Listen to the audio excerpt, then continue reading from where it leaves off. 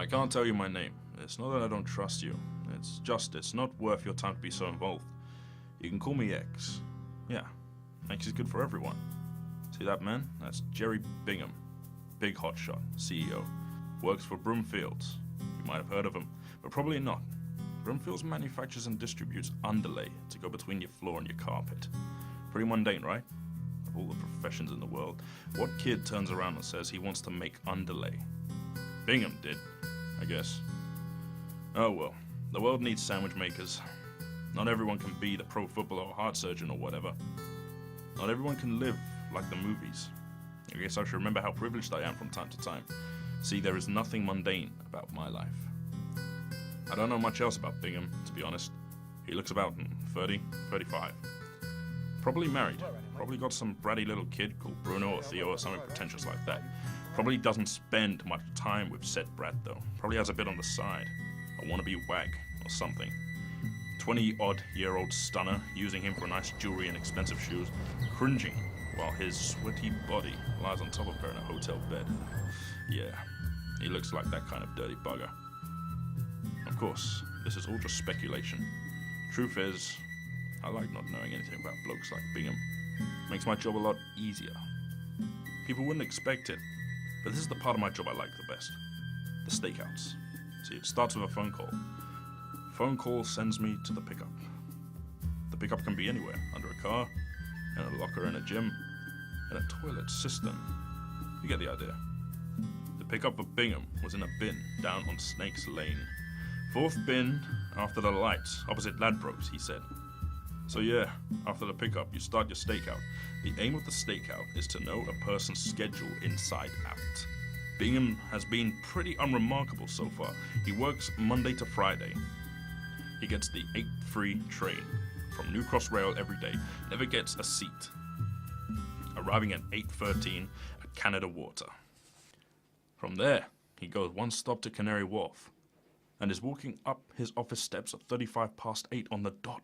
He eats his lunch here every day and is on the 17:12 train home from Canada Water. What he does back in New Cross with his family doesn't bother me.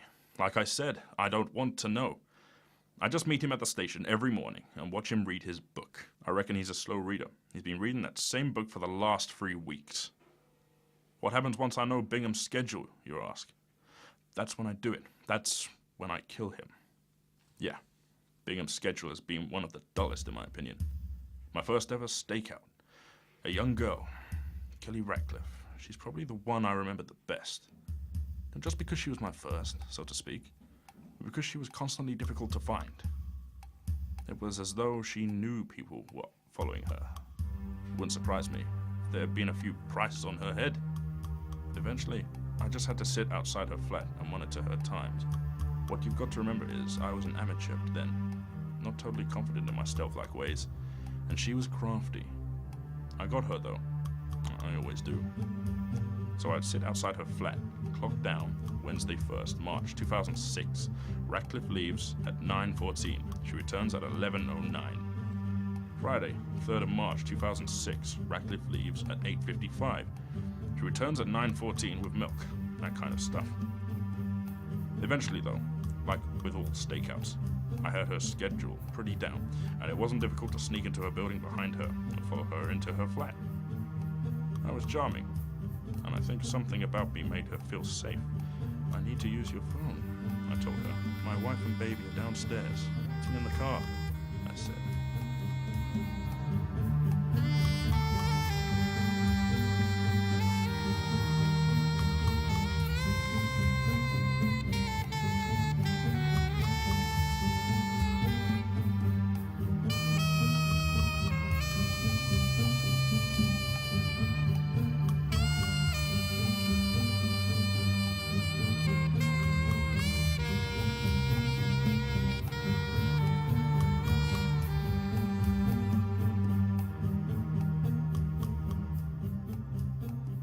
She let me in, down her hallway and through to her kitchen where the phone was. I'll admit, this is when I panicked slightly. I looked right at her and wanted it over as soon as possible, so when she turned to face me, I had the gun pointing right at her. her scream kept me awake for a few nights. I seriously considered sacking it in, getting a 9-to-5 ordinary life. But I got over it. Everyone does. After I shot her, I ran. I was in and out of the flat in less than a minute. The noise of the gun gave me a fright, you see. I don't use guns anymore. Too loud. For a couple of hours I was paranoid I hadn't killed her. I didn't hang around to check. But then she was on the 6 o'clock news, and I knew I'd done it right.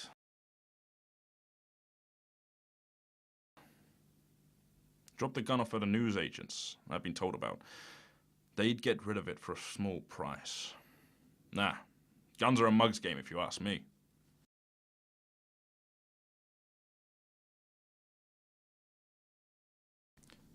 I don't know who wants Bingham dead, and I don't know why.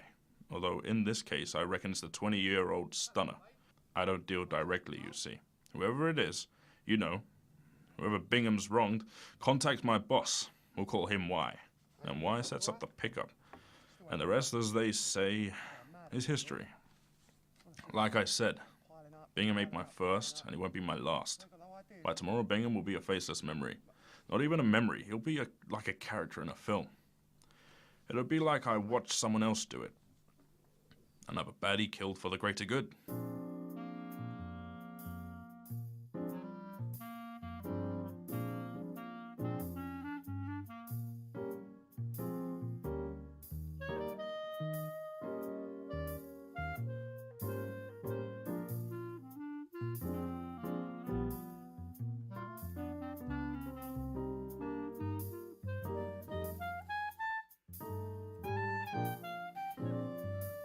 It's really very easy to go unnoticed in London. Too many people focus solely on their own lives and problems. No one says hello. No one asks where I've been. If I tried to speak to someone, they'd probably run away in fear that I'm a madman.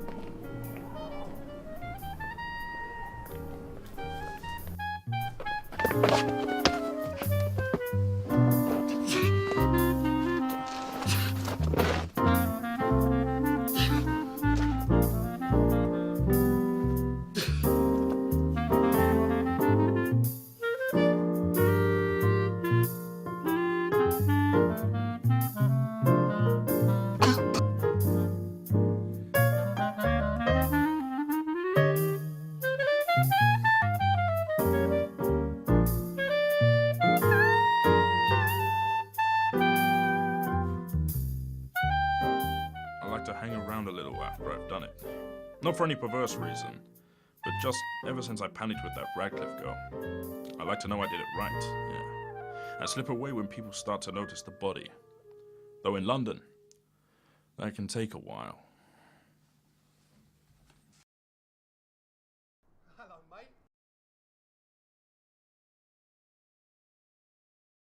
So look, I've been thinking. We've met up a few times over the last couple of weeks. I've told you more or less everything about myself. And to be fair, I mean, I'm a little bit offended. You don't even recognise me. I'm sure you meet a lot of interesting people in your line of work. I appreciate it, I really do. It's just the last day we met all those years ago, it really impacted my life. And I'm not sure it's fair that it didn't yours. She was hiding me, you know. I'd done something bad, something I'm not proud of, and she took the flak and then put me into hiding just in case someone started to doubt she'd done it. No one did, of course. It was just one of those things where it didn't matter who was punished as long as someone was. No one was going to look into the facts and realise there was no way she could have done what I did. I didn't leave that flat for weeks. It felt like years. We kept the curtains shut for ages, never answered the door or the phone, and we waited. She knew she was being followed. I told her she was being paranoid, but I knew it too. And then one day I heard her laughing. I hadn't heard her laugh in ages.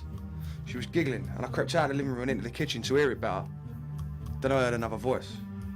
My heart stopped and leapt into my throat. Come in, she said. The phone's for her. I stood frozen against the wall. I felt sick to my stomach. I tried to reason with myself. Kelly's not an idiot. She knows this man. She trusts him. I'm safe. She's safe. We're safe. It felt like it took the two of you hours to walk down that hallway. I said to myself over and over, we're safe. We're safe. We're safe. It's not the scream that still keeps me awake at night, but it's the way it ended. So sudden.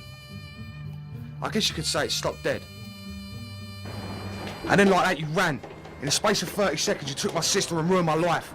I could hear your feet pounding down the stairs as you ran away like a coward.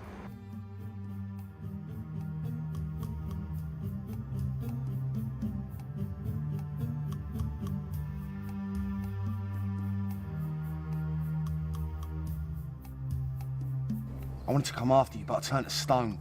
All I could do was look at Kel's crumbled body and blood flooding the floor.